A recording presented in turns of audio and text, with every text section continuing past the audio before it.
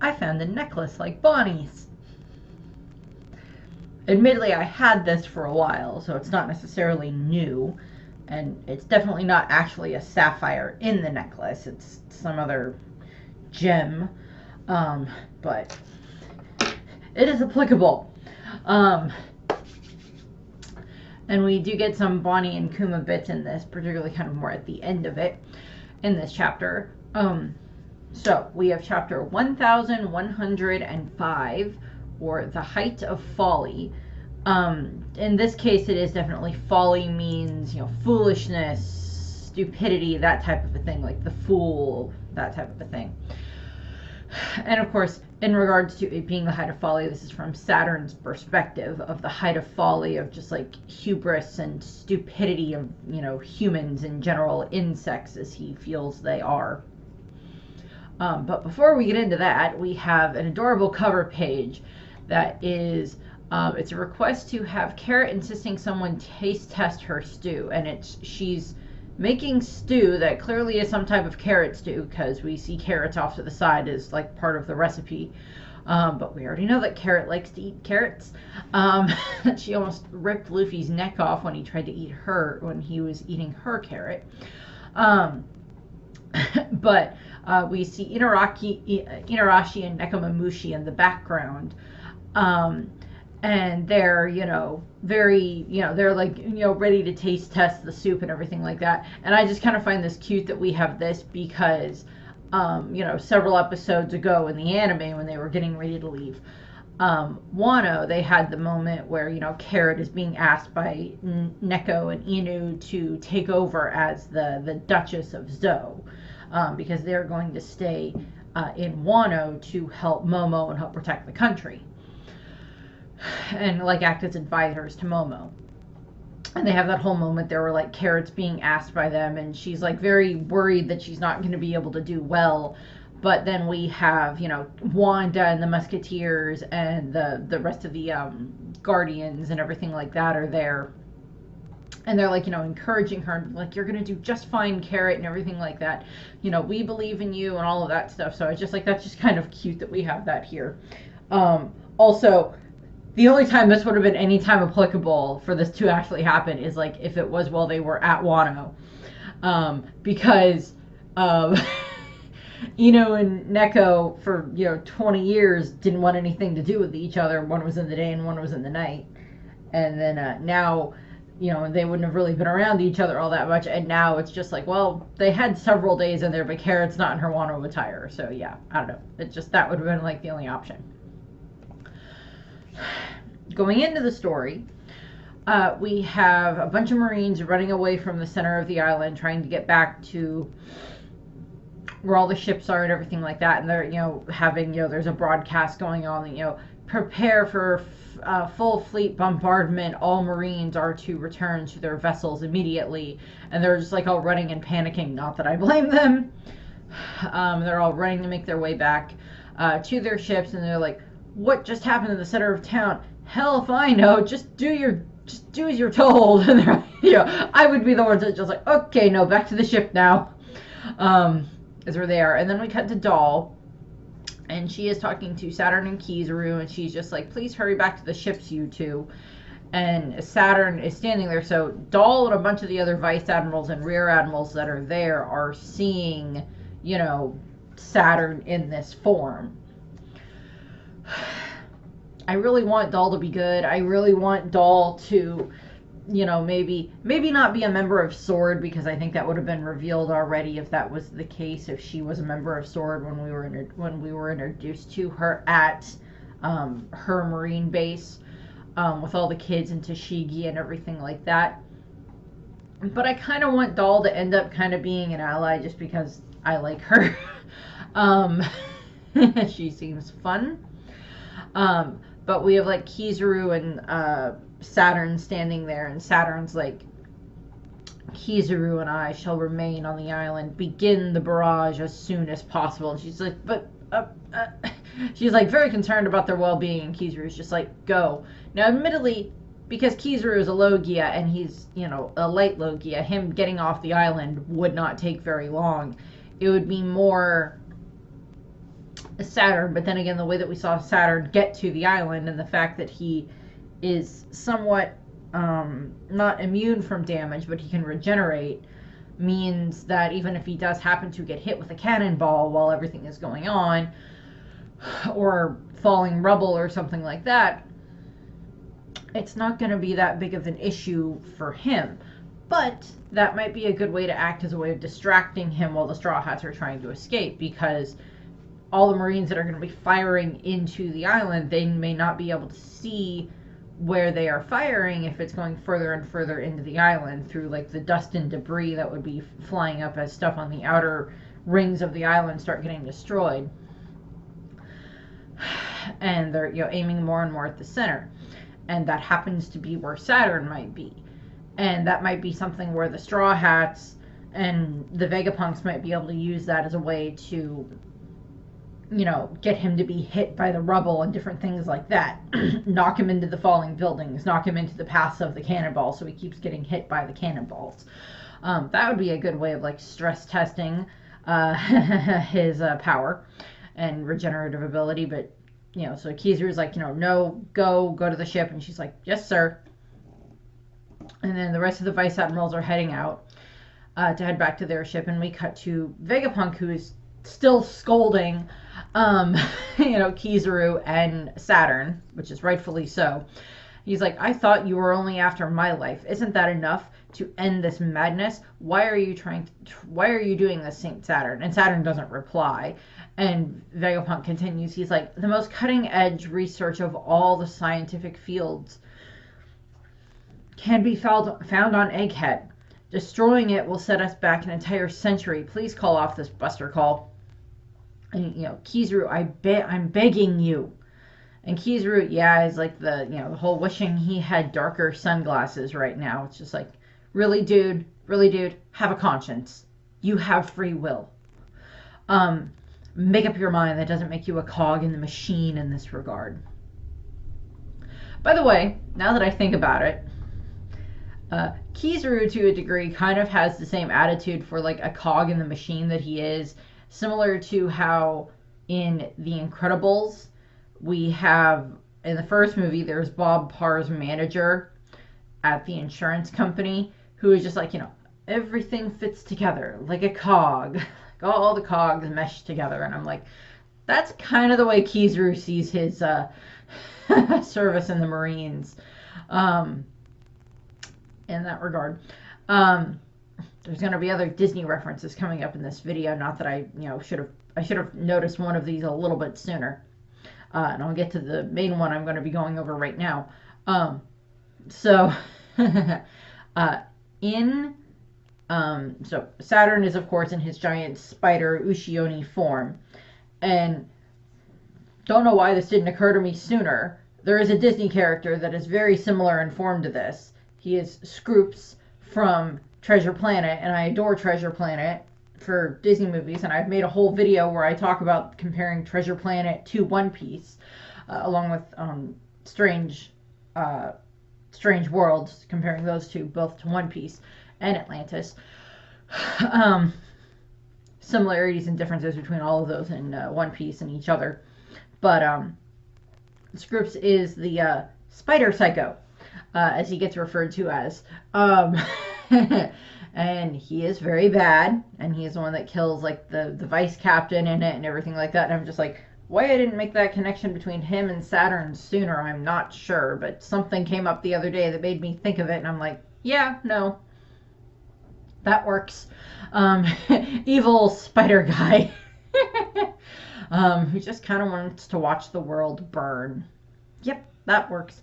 So I just made that comparison anyway. So moving back to the chapter though, but going to Saturn, we have Saturn going like, you might still be hiding something, perhaps something that could hinder the world government.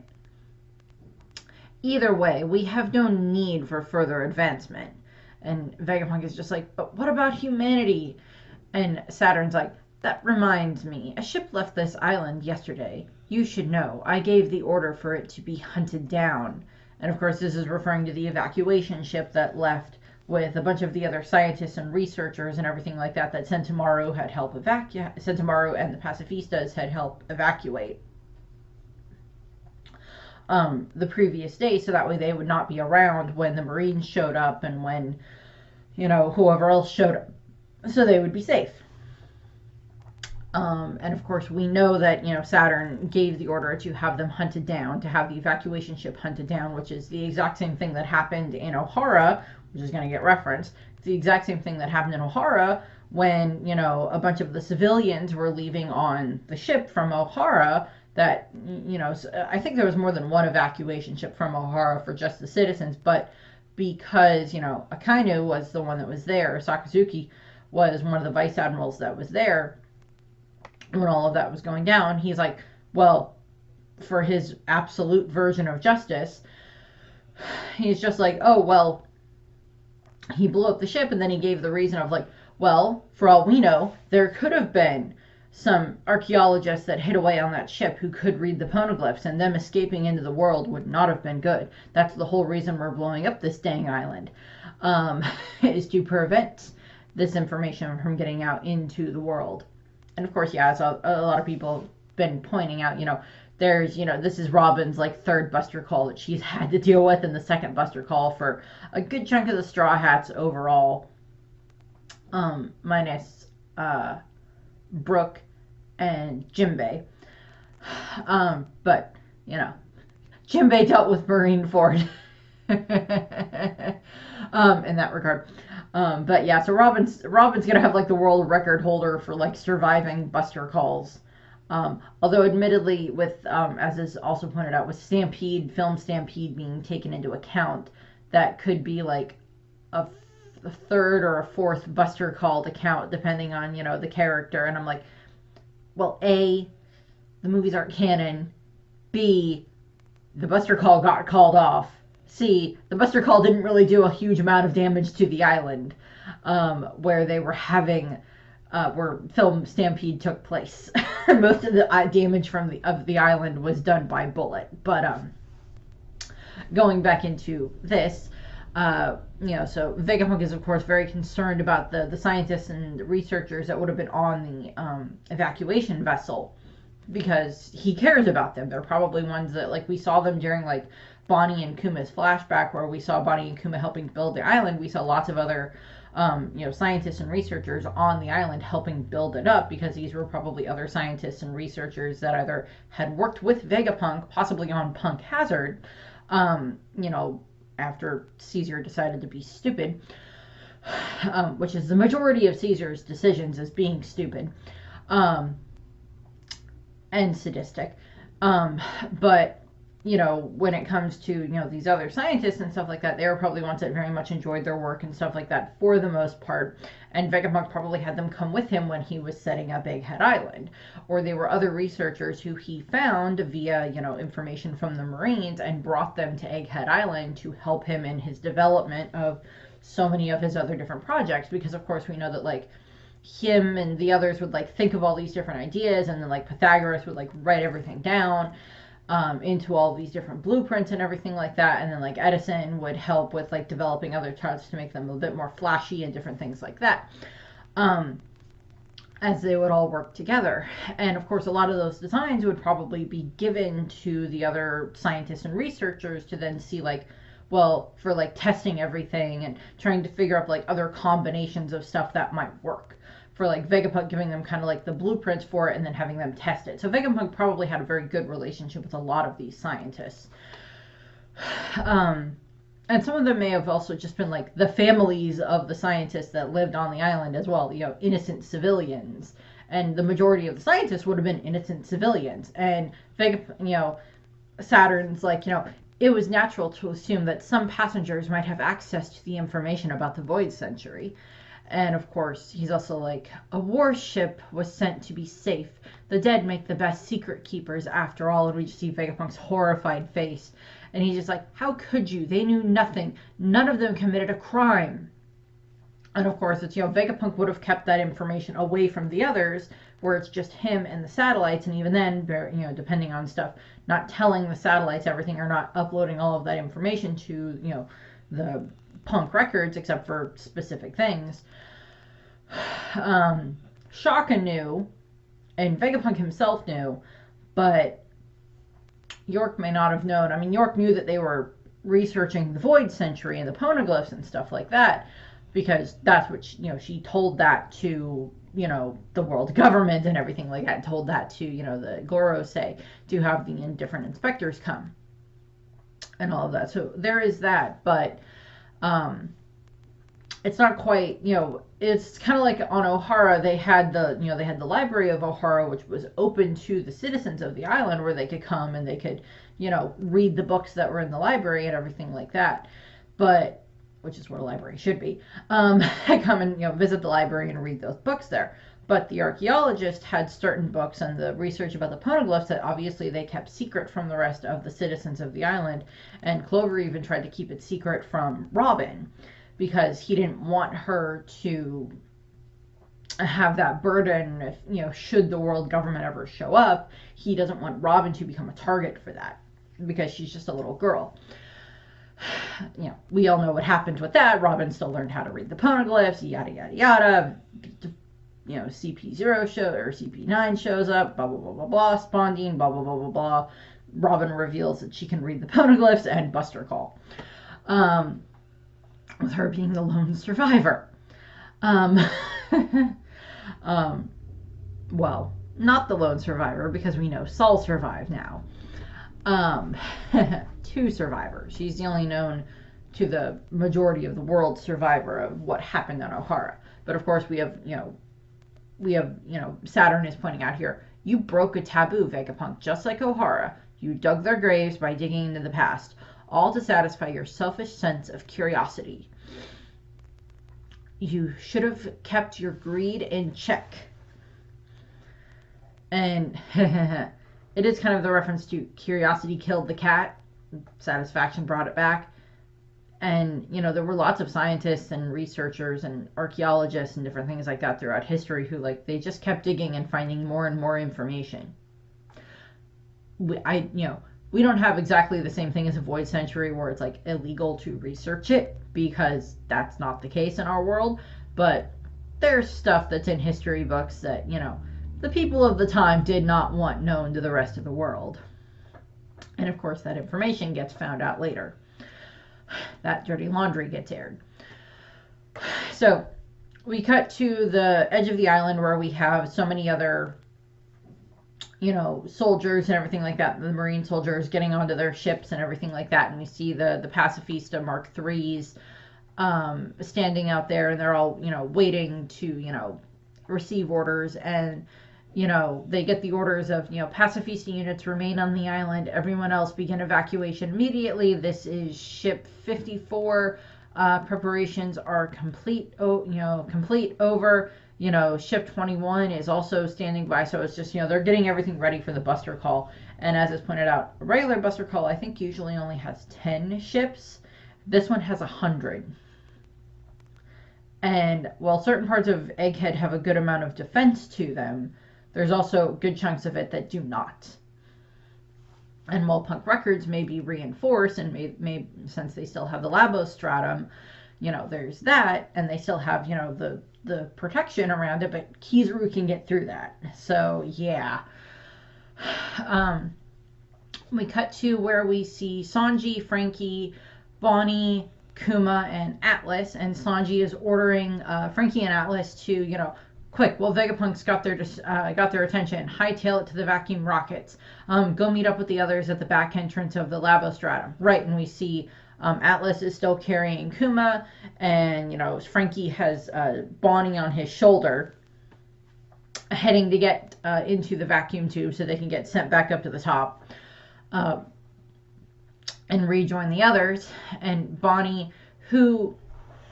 in the picture, she looks like maybe she's back in her adult form, since she doesn't quite look as childish, so she's maybe, gone back to that form because... And I am going to have a tangent here in a second in regards to, Bonnie and Sanji. So, when it comes to Bonnie, it's hard to tell which is what she considers her true form, because she spent so long wanting to grow up. so that way she could, be an adult and be able to, travel with her father, that her being in her like 20-ish year old form might be the one that she's more comfortable in. Also, she spent a good amount of the last, the time when she was a pirate, and since she became a pirate, in this form, usually using her old lady or her child form to like sneak away and get away with things, steal food, hide, things like that. And she spent a good amount of time in her adult form during all of that time frame.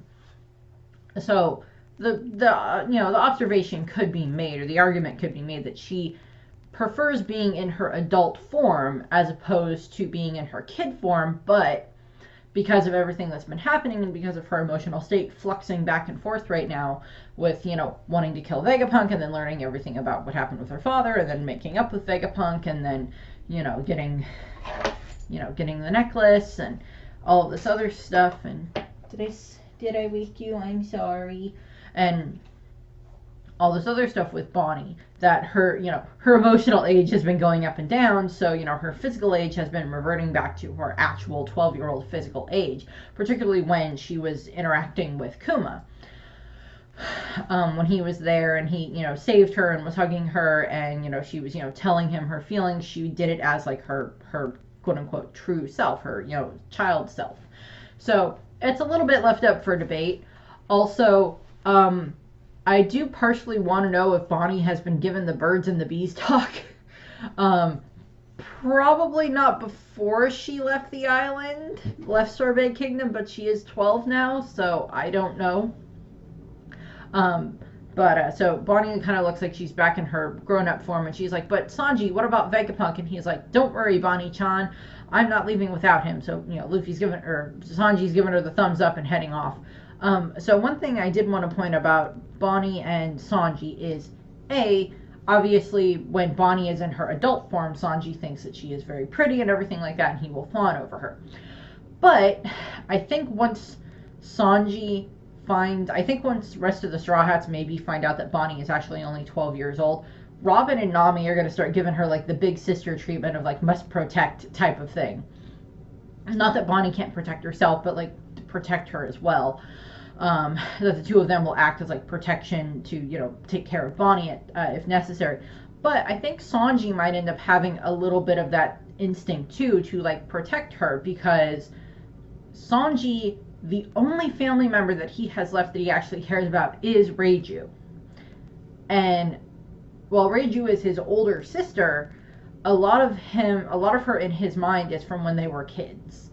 And he interacted with her a lot at Whole Cake Island and everything like that, now that they're adults and everything like that, and so he saw a lot of her there, and they actually kind of got to mend their relationship a little bit more.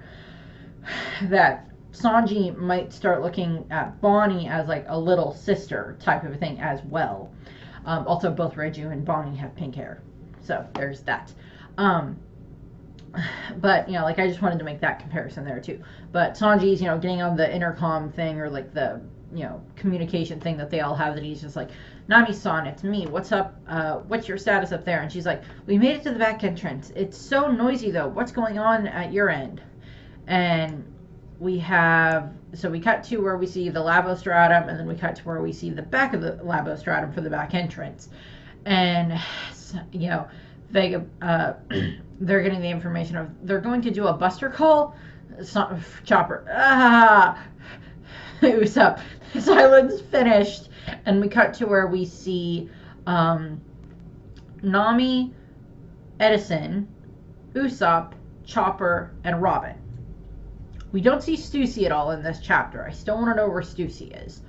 But Robin is like on type of a medical bed, so I think what happened is during the night she ended up getting a good amount of damage done to her in fighting with the Seraphim, and we just haven't seen that yet, or that can be the conclusion that can be drawn. And Edison looks a little bit like he's been patched up a bit. So I think Robin, because the last time we saw Nami and Usopp and such was when they were like racing away from like some part of the lab with like someone on like a medical bed, and a lot of people weren't sure if that was Stussy or if that was Robin. That could have been Stussy at the time, because Susie had the medical problem going on with, like, she'd been, hit in the gut by Lucci and stuff like that. But we'll have to see exactly what ends up happening there. So we have Nami talking, and she's like, is Luffy okay? He's with you, right? And Sanji's like, I lost track of him, but he'll be fine. Just fill me in on what you guys are doing. And she's like, Zoro's still off dealing with Lucci. We sent Jinbei over to get him so he doesn't get lost. So this whole time that Luffy has been dealing with Saturn and Kizaru and all of that, Zoro has been fighting Lucci. Now, given the fact that Zoro managed to defeat King in the previous arc and deal a fair amount of damage to Kaido during said arc as well, during the battle on the rooftop when when the supernovas were up there, Zoro might be more playing with Lucci at this point in time. Not that Lucci hasn't gotten stronger, but Luffy, just being in Gear 5th for a short amount of time, was able to take down Lucci pretty dang quick. And, yes, Lucci has gotten stronger, and Zoro has gotten exceedingly stronger. So I think Zoro might just be more playing with Lucci at this point in time. But we'll find out. But I like the fact that they sent Jinbei to go and, like, try to break them up. Like, let's go send the dad to break up the fight between the two teenagers type of a thing. So, like, Jinbei's gonna go and, like, break them up and say, come on, guys, time to break it up now. That's enough fighting and stuff. So that's just kind of funny there. And we see Edison, and he's just like, worried sick about Stella. Thankfully, Lilith didn't fall down with the others. When Luffy, Frankie, Bonnie, and her were trying to move the Sunny, Brooke's gone to help her. So Brooke's head off to help Lilith. We'll get to them in a second. Chopper is telling Robin, just like, get rest while you can, Robin. It's fine. So, like, Chopper's being calm. Robin's like, yeah, it's fine. Oh, they have another Buster call? Okay, I guess I can survive this one too. Is like what she's going through. I hope we get a little more information about what happened with Robin in that regard, for like why she kind of seems to be not super involved in anything that's going on right now.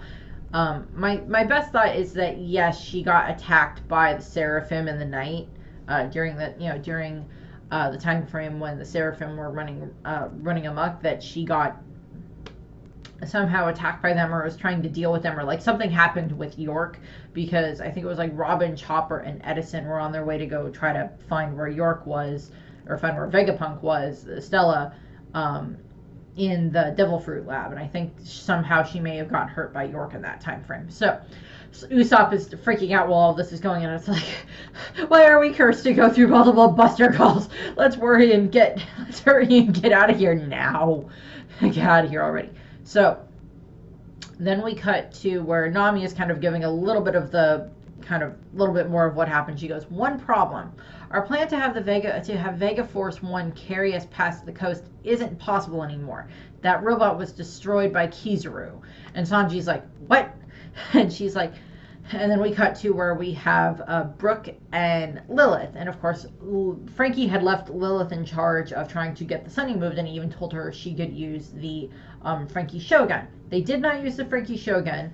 What happened is Brooke showed up to help, and he's singing, it was like, sailing the ship on land is a simple matter when you have me. When you have my aid, and he's like, singing and drinking tea and sitting on a barrel as Lilith is like steering the Sunny as it's like sailing down. So what Brooke did is he froze parts of the island clouds, and that's what they're sailing on. And she's like, you're amazing, Bones. We'll make it to the back entrance in no time. And they're just like, having fun sailing the Sunny. And she's just like, we can glide seamlessly on the island clouds now that the island clouds are frozen. What an idea. Your powers are remarkable too. Yo-ho-ho, I'm flattered to be praised by the world's greatest scientist. And she's like, by the way, how are we going to stop when we get there? And he's like, oh, I didn't think of that. And then she slaps him. We're going to fall off the edge, and she's like slapping him. I mean, like, admittedly, Brooke could make a giant, ice wall that would be thick enough to, like, cause the Sunny to, come to a halt. near the end of it or something like that. So that wouldn't necessarily be a huge problem, I would think. And she's like, isn't there anything we can do? And he's like, I'm all ears, little son. He's like, nah, you don't have ears. And then we cut to the outside of the island, and we're almost finished. We cut to the outside of the island where we have a bunch of the the Marines are looking up at the island, and they're like the barrier around the labostratum is still up, and they're just like, well, we have to blast through it. So they're just like ready to blast through whatever is on the island at that point in time. And they're like, begin the first volley, turn the future city and the central science lab into dust. And they're like, wait, some of us are still boarding, for some of the ones that are still trying, some of the Marines that are trying to get back on there. So we also we cut around the island to where we see that the different pacifistas, the Mark IIIs, are firing at the stuff on the island as well, causing more damage. Again, other ways of trying to make this work would be somehow get the pacifistas to fire on Saturn. Their lasers may not be able to do an exceedingly large amount of damage, but you get enough of them firing at him one way or the other and you'd be good. And Vegapunk is like watching as like his island of dreams, his island of the future is being destroyed right in front of him. His legacy is being destroyed right in front of him. And for sure that the government are going to try to get Morgans to like reveal to the world, oh, Vegapunk had been doing all of these evil things as well. He wasn't this, wonderful grandfatherly figure that liked to be an inventor and make stuff to make the world better. He was actually doing all these horrible things just to like tarnish Vegapunk's name. Is what they're gonna do if it ever comes out that there was a Buster Call or however they end up doing this. Admittedly, they'll probably try to put a lot of the blame on the Straw Hats as to what happened and everything. And we have Atlas and Frankie with Bonnie and Kumar in the rocket hyper capsule heading up to the top. And she's like, the thing is saying, it's like, the destination of this capsule is the Labosphere. And she's like, let's go, be quick, vacuum rocket.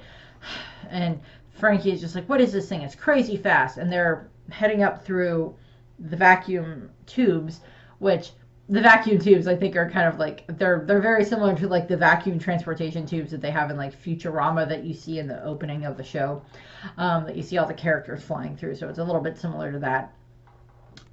And, the thing is talking to is like the approximate journey from the stratum, from the Fabro stratum, to the blah, blah, blah is, 32 seconds. But we see Light show up, we see Kizaru show up, and he uses Amano Murakumo, I think, and he slices through the vacuum tube, and it looks like he also slices through the hypercapsule as well. And we see Atlas and Frankie and Kuma, who is still kind of, I guess, having issues with trying to move and everything like that, and Bonnie, and he slices through all of that and causes them to start falling. This then leads to Sanji looking up and seeing what's going on, and he's like, Kizaru, you bastard, and he's like, he's gonna get ready to go and Sanji's gonna go try to save Bonnie. And we have Saturn is like, pacifista units, fire your lasers, kill Bonnie and Kuma. And we have it that Saturn, in her monologue is, how suitably ironic. You threw away your life so that your daughter could live, and now her life will be taken by your clones. And Bonnie screams, Daddy, and Kuma is, his body reacts again, and he grabs her to protect her from the lasers that are going to be firing up at them. And we see, Frankie and Atlas are falling as well. And, we hear Saturn's monologue of like, a fitting fate for a squirming insect. Your struggle was truly the height of folly. Again, it's, folly, foolishness, stupidity, however you want to go with it. That's what, that's how Saturn views what is going on right now, is because he just sees, humans are stupid for, relying on their emotions and everything like that. So we have that. And we cut to where we see Vegapunk's perspective of what's going on, and he's looking up, And he's just like, he's thinking, Bonnie, when I heard you had become a pirate, I couldn't help but dwell on the worst case scenario. That is something Vegapunk and I have a similar answer to, because I will sometimes jump to the worst case conclusion for what's happened. If someone says, okay, I need to talk to you, I'm like, no one's dead. Are they? No, I got hurt. No. Okay, go ahead. But he's like, a pacifista won't hesitate to shoot you if the Navy commanded. They may look just like your father, but they don't know or care that you are the daughter of their progenitor. And we cut over to where we see one of the food machines where, Luffy was getting all the food from somehow, how he got over there. And he's just like, got his huge belly, and we see the Marines, and he's like, hey, isn't this Straw Hat? And he's like, I'm so stuffed I can barely move. They're like, seize him, quick, he's an emperor. So we did get Luffy in this chapter. He's at least here. I'm almost done. And then we cut to the last little bit of the chapter, the last panels, and we cut away from the island, away to however far away we're probably where the evacuation ship had been. And we see that it's actually a Marine ship that has been destroyed, not an evacuation ship. And we have, someone trying to radio in, and they're like, or they're saying, it's like, we failed to neutralize the escaping vessel. We have to report this to Kizaru-san. He has to know that they're heading for Egghead. And it's like, someone else is on their way, is like one of the little side things from the editor. So, and it's no break next week, so we'll have a new chapter. And so, one of the things that's going on with this is, the question is, of course, well, who's they? Who's the ones that are going to be showing up next? Is it the Revolutionary Army? That's one of the ones that they're thinking of. We don't know what direction they were sailing off in. But also, it's like, the last time we saw any members of the Revolutionary Army, they were still on Kamabaka Island, or on Momoyoro Island, on the Kamabaka Kingdom, with Dragon and Ivankov and everything like that, as they were discussing what had happened with with Kuma vanishing and everything like that. That was the last time we saw them. And even with Dragon being able to travel really, really fast with his, if he has wind devil fruit or whatever, with him being able to travel really fast, that would still be a very long distance, because that's on the other side of the red line. And they would have to travel through, and then travel down through Fishman Island, back up, and then back all the way to where Egghead is, which is a good distance into the New World. And even going through some of the other, one of the other blues to try to get to them wouldn't really work very well. So it's like, okay, well, that's not going to work. Could be Blackbeard. I mean, we saw that the Blackbeard ship was on its way to Egghead Island much earlier in the arc, so Blackbeard is a possibility.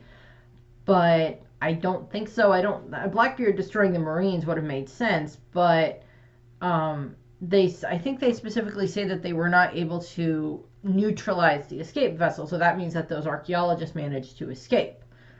One of the other options could be giants from Elbath that showed up, that like maybe Shaka or Vegapunk managed to communicate with them at some point, and maybe that's where they were sending the archaeologists, because they're like, okay, well, they'll be safe safe there, so that's a possibility.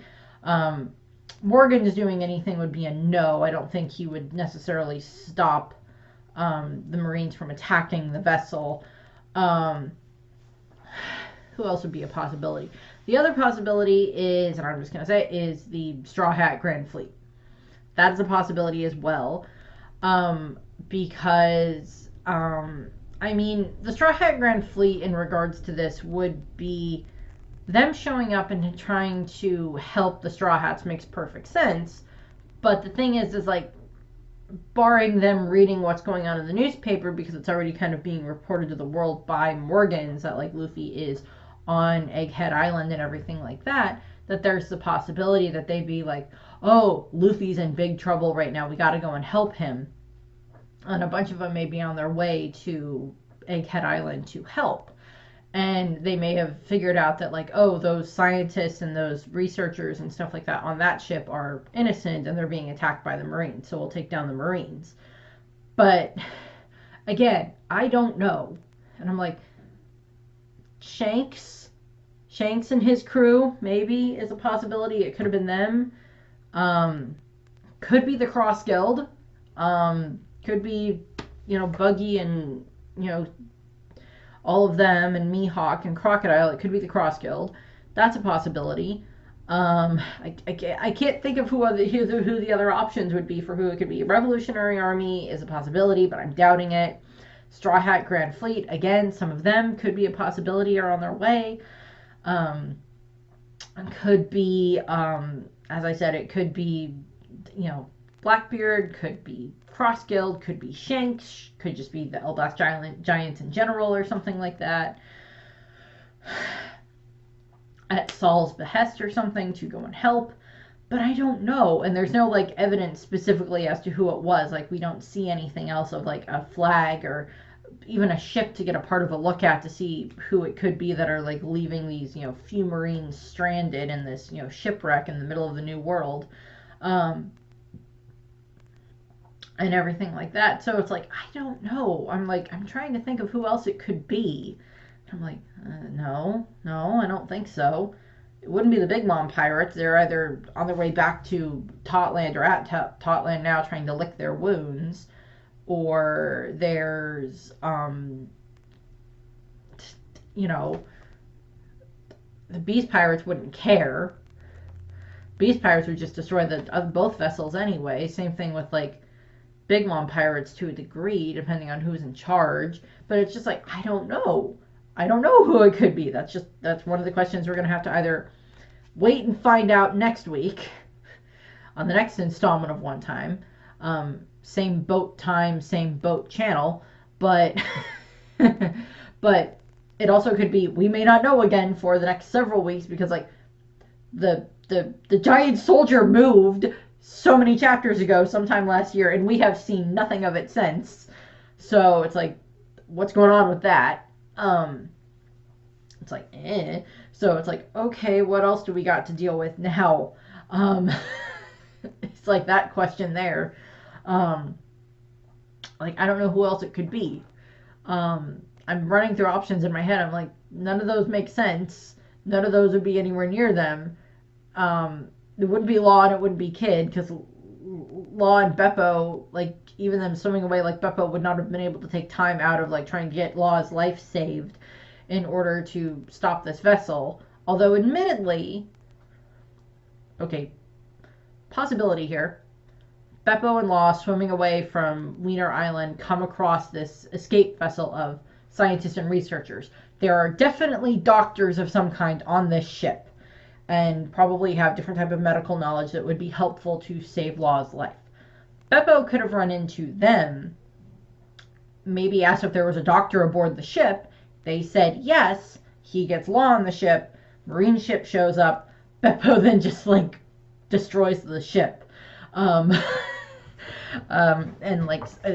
sinks it or something like that. But then why would they head back to the island? So that wouldn't make sense.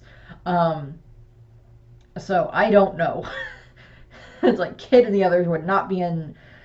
Kid and his crew, Kid and the gang, would not have been able to be very useful in a fight like this,